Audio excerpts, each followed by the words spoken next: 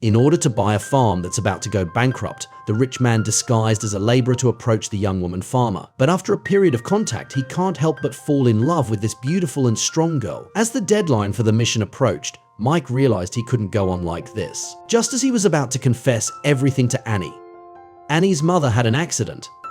Luckily, she survived. But Mike understood that the family couldn't take any more changes. So he made a bold decision. He tore up the contract to buy the farm and hung up on his mother. Then he took Annie for a drive on the highway through town, and then they went out on the grass and drank homemade wine. They talked to each other about their pasts and their dreams. They couldn't help but kiss. But a serious test was about to come. Mike's erratic behavior soon attracted his mother's attention. The next day, his mother came to the farm herself. At the same time, Annie received a message from a friend. It was full of news about Mike in California. Just as Annie was shocked, Mike's mother arrived at the house. She was blunt about Annie's financial situation and that she would increase her offer. If Annie accepted the offer, all her debt problems would be solved. Annie's mother couldn't bear to see her daughter struggle any longer, so she decided to compromise. But Annie still refused to sign. We will look over the contract and get back to you. You have 24 hours, dear. This is the best choice and you know it. Don't let your pride get in the way of a smart decision. I'll see you to the door.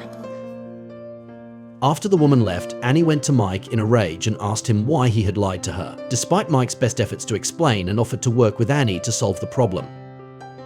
But in her pride, Annie said mean things to Mike, so Mike had no choice but to leave town. But when he was packing, the butler found a bottle of leftover wine. Manny picked it up and took a sip, and as a veteran wine drinker, he was shocked because it was the best wine he'd ever tasted. When they found out it was brewed at Annie's farm, they immediately came up with a great idea. They took the bottle to a winery to have it evaluated. The sommelier was very pleased with the flavor of the wine. Mike was so happy, he went back to the farm quickly and told Annie about the idea of turning the farm into a vineyard. Your dad was right. These grapes, the wine, they can help save your ranch. Now I know a guy, and he can come out here, he can sample the wine, and he'll tell you what the grapes are worth. By now, Annie was desperate. She had no choice but to take Mike's advice. The next day, a sommelier was invited to the site. He examined the vines. Then he went to the wine cellar on the farm.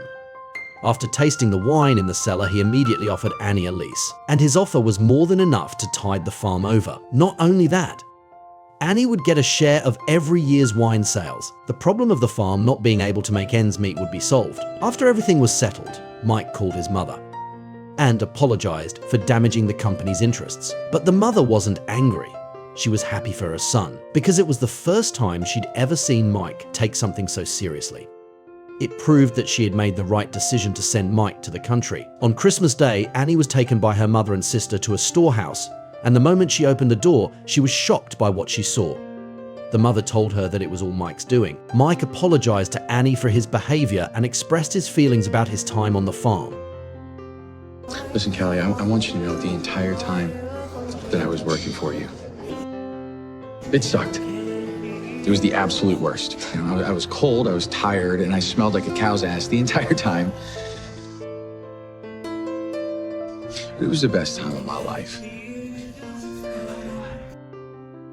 And I'd give anything to go back to that. Oh, your position's been filled.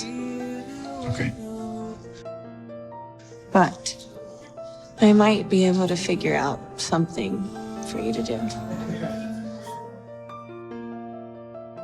And that's how Mike became the new owner of the farm. And they successfully transformed the farm into a vineyard, and they lived a carefree life.